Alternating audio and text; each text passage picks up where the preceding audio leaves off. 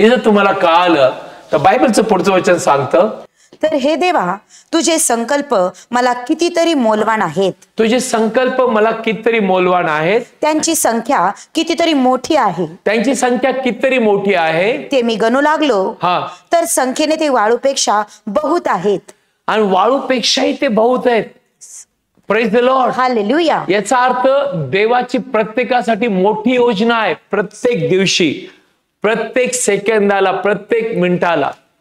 तुम्ही असं समजू नका की देव तुम्हाला विसरतो, की देव एकदाच तुमच्याकडे पाहतो, किंवा देवाने तुमच्यासाठी योजना आखली ती करायचं देव विसरला. नो, देव केव्हाच विसरत नाही. तो माणूस नाहीये.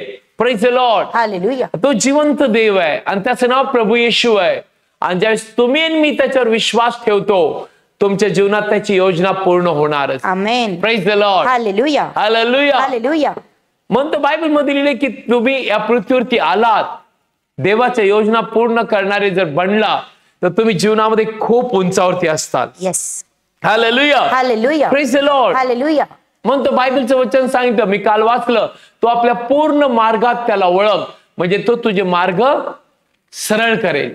तू तुझ्या सर्व मार्गात त्याला वळ, तुझ्या वाटा तो सरळ करेल. आमेन. तुझं जीवन आशीर्वादित करेल. Yes. Praise the Lord. Hallelujah. आज शैतान अनेक लोकांच्या जीवनात आजार, त्रास, दारू, बंधन आणि अनेक गोष्टी आणत आहे आणि त्यांच्या जीवनामध्ये तो नाश आणत आहे. पण बायबलचं वचन सांगतं, शैतानाला येशू ख्रिस्त आल्यानंतर कुठलाही अधिकार राहिला नाही. कारण येशू म्हटलं, मी शैतानाला विजेसारखे स्वर्गातून पडलेलं पाहिलं. आणि बायबल सांगतं, आता देवाची इच्छा आहे की शैतानाला तुमच्या पायाखाली रोज तुडवावं आणि तुम्ही विजयी जीवन जगावं. आमेन. वाचूया रोमन्स 16 अध्याय. प्लीज वाचूया. ऐका देवाचं वचन. प्लीज काढूया. ऐका रोमन्स 16:20. रोमन्स 16:20. ऐका देवाचं वचन. तर शांतीचा देव. तर शांतीचा देव. कुठला देव? शांतीचा. अव्यवस्थेचा नाही, गोंधळाचा नाही. गोंधळ शैतानापासून आहे. शांतीचा देव शैतानाला डायरेक्ट बॉस, सगळ्या भूतांचा बॉस, त्याला तुमच्या पायाखाली लवकरच चेंगरील. ज्यावेळेस तुम्ही देवाच्या वचनावरती विश्वास ठेवता आणि तुम्ही बघता की शैतान तुमच्या पायाखाली तुडवलेला आहे. पुढचं वचन.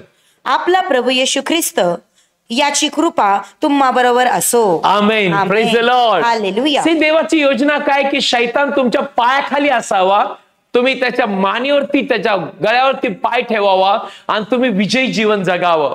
पण गणित उलट आहे. अनेक लोकांचं जीवन जे आहे ते शैतान चालवतोय.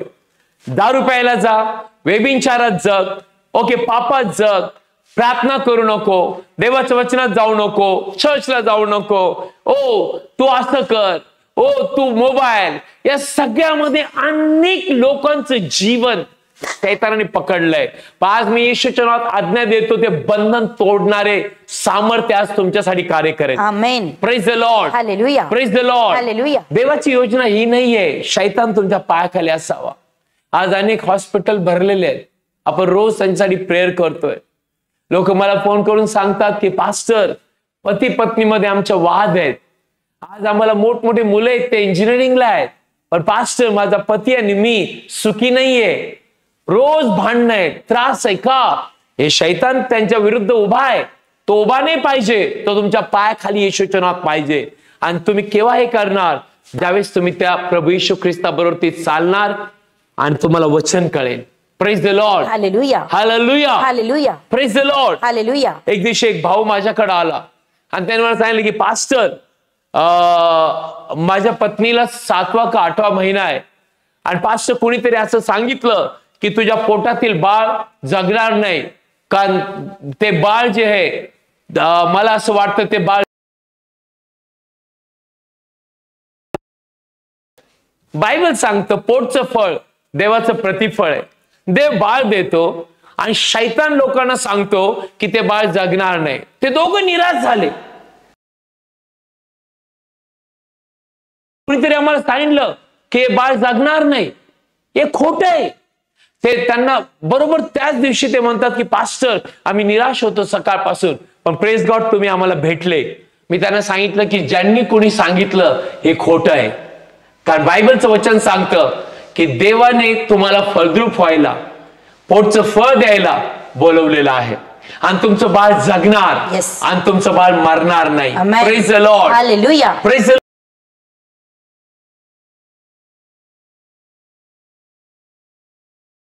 की शिष्य नावेमध्ये आहेत, समुद्राच्या मध्यभागी आहेत आणि त्यांच्या तोंडचा वारा आहे. जर तुम्ही एक वचन वाचलं, मत्ते 14 अध्यायामध्ये आलात, प्लीज वाचूया.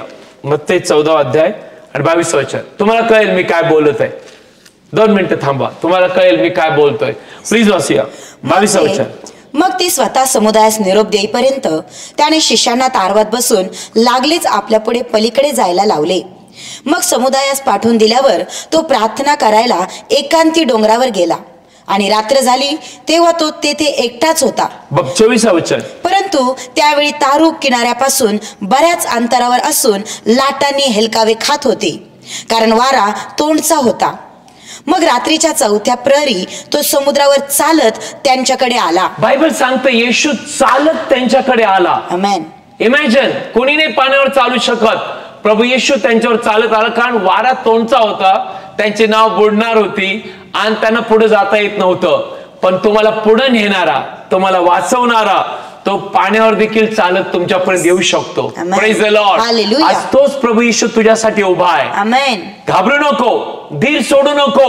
देवाने ठरवलंय तुला वर काढायचं, कोणीच तुला खाली नेऊ नाही शकत. पुढे असं लिहिलंय, वाचूया. तेव्हा शिष्य त्याला समुद्रावर चालताना पाहून घाबरून गेले.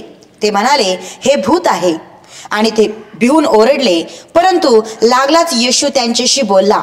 तो म्हणाला, धीर धरा, मीच आहे, भिवू नका. 28 वचन प्लीज वाचूया. तेव्हा पेत्राने त्याला उत्तर देऊन म्हटले, हे प्रभू, जर तूच आहेस तर मला पाण्यावरून तुझ्याकडे यायला सांग. मग तो म्हणाला, ये. तेव्हा पेत्र येशूकडे जायला तारवातून उतरून पाण्यावर चालला. परंतु वारा जोराचा पाहून तो भ्याला आणि बुडू लागल्यावर तो ओरडत बोलला, हे प्रभू, मला तार. आणि लागलेच येशूने आपला हात पुढे करून त्याला धरले व त्याला म्हटले, हे अल्पविश्वासी, तू संशय का धरलास? मग ते तारवात चढून गेल्यानंतर वारा थांबला. ना बायबल मध्ये लिहिलंय, तर तुम्ही वाचलं तर त्यांनी घाबरले येशू पाण्यावर चालत असताना, त्यांच्याकडे आला असताना. पण त्यांच्यात एक पेत्र शिष्य होता. तो म्हणला, प्रभू, जर तू आहे तर मला पाण्यावर चालू दे, मला पाण्यावर चालायची आज्ञा कर. आणि बायबल सांगतं पेत्र पाण्यावर चालू लागला. कोणी बोलवलं? येशूने. पण बायबल सांगतं की ज्यावेळेस त्याने वारा पाहिला, लाटा पाहिला, तो बुडू लागला.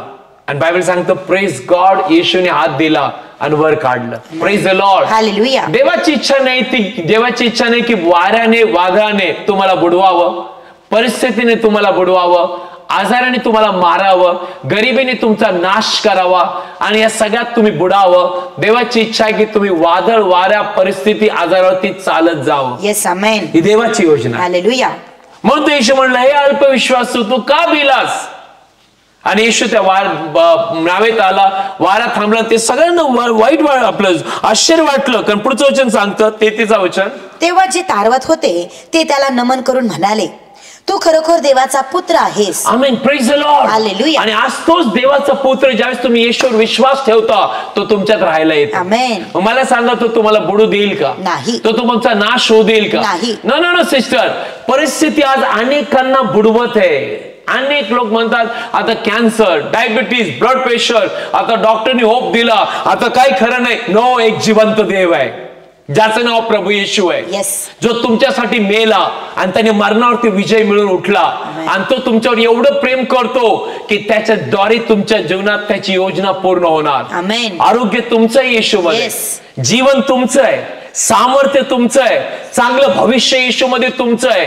घाबरू नका. आजपासून म्हणा, प्रभू येशूवरती मी विश्वास ठेवायला तयार आहे, आणि पहा तुम्ही जीवनात वर येणार. आमेन. आमेन. आमेन. मी तुमच्यासाठी प्रार्थना करेल. डोळे बंद करा आणि प्रभू येशूला आपलं हृदय द्या आणि घाबरू नका. देवाची योजना पूर्ण होणार. प्लीज आपले डोळे बंद करा. आणि जर तुम्ही आतापर्यंत प्रभू येशूला आपल्या हृदयात घेतलं नसेल तर आपलं हृदय प्रभू येशूसाठी उघडा आणि प्रभू येशूला माझ्या मागे एक प्रार्थना करत असताना आपल्या हृदयात घ्या. विश्वासाने, पूर्ण हृदयाने प्रार्थना करा, अर्थ समजून. प्लीज बोला, प्रभू येशू, प्रभू येशू, आम्ही पूर्ण हृदयाने तुझ्यावर विश्वास ठेवतो. तुझ्यावर विश्वास ठेवतो. तो जिवंत देवाचा पुत्र तू आहे. जिवंत देवाचा पुत्र आहे. तो आमच्यासाठी आला, तू आमच्यासाठी आला, आमच्यासाठी प्राण दिला. आमच्यासाठी प्राण दिला. तिसऱ्या दिवशी तिसऱ्या दिवशी तो पुन्हा उठला, पुन्हा उठला, असा आमचा विश्वास. असा आमचा विश्वास आहे.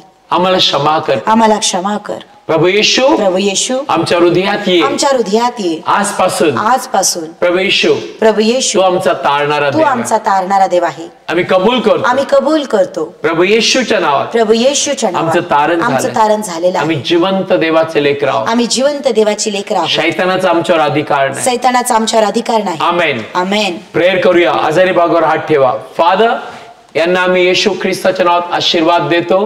प्रभू येशूच्या नावात पवित्र आत्म्याने, कृपेने, वचनाने, देवाच्या प्रीतीने आशीर्वादित व्हा.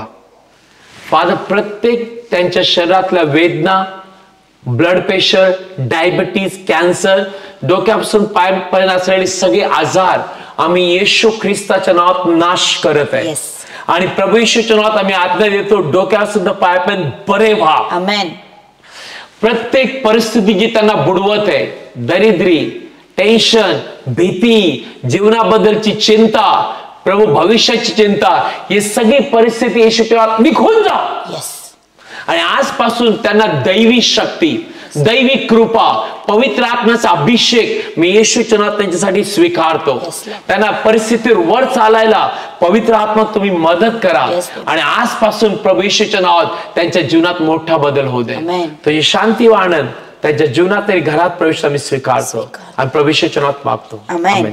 Praise the Lord. हालेलुया. देवाने तुमच्यावरती खूप प्रेम करतो. घाबरू नका. प्रत्येक 8:30 भेटूया प्रत्येक दिवशी. आणि लक्षात ठेवा, वचन ऐकायला केव्हा विसरू नका. अनेकांना सांगा ज्यांना माहित नाही, त्यांना सांगा सबस्क्राईब करा हे चॅनल, विनयार्ड ब्लेसेड चर्चचं चॅनल, आणि तुम्ही ऐकू शकता आणि आशीर्वादित होऊ शकता. आणि तुमच्या प्रार्थना विनंती आम्हाला पाठवा. Okay, God bless you.